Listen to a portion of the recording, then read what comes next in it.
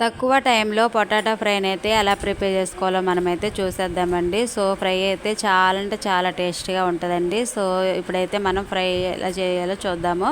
ముందుగా అయితే బాణీ పెట్టేసుకొని దానిలో 2 టేబుల్ స్పూన్ వరకు అయితే ఆయిల్ వేసేసాను. తర్వాత తాలింపులు వేయాలండి. తాలింపులు వేగిన తర్వాత ఆనియన్స్ యాడ్ చేసుకోవాలి. ఆనియన్స్ కూడా వేగిన తర్వాత అయితే పొటాటోస్ని అయితే ముందుగానే కట్ చేసుకొని నేను వాటర్లో వేసాను, బ్లాక్ అవ్వకుండా ఉంటాయని. వీటిని అయితే మనం ఆనియన్స్లో వేద్దాము. సో ఆనియన్స్లో యాడ్ చేసిన తర్వాత అయితే ఇవి వేగిన తర్వాత కొంచెం లైట్గా వేగిన తర్వాత అయితే దీనిలో సాల్ట్ యాడ్ చేస్తున్నానండి. సాల్ట్తో పాటు కొంచెం అల్లం వెల్లుల్లిపాయ పేస్ట్ కూడా యాడ్ చేసుకుంటున్నాం. మనం తీసుకున్న కర్రీ క్వాంటిటీని బట్టి అయితే మనం ఇవి యాడ్ చేసుకోవాలండి. సో ఇవి పచ్చివాసన పోయేంత వరకు వేగించుకున్న తర్వాత పసుపు యాడ్ చేశాను.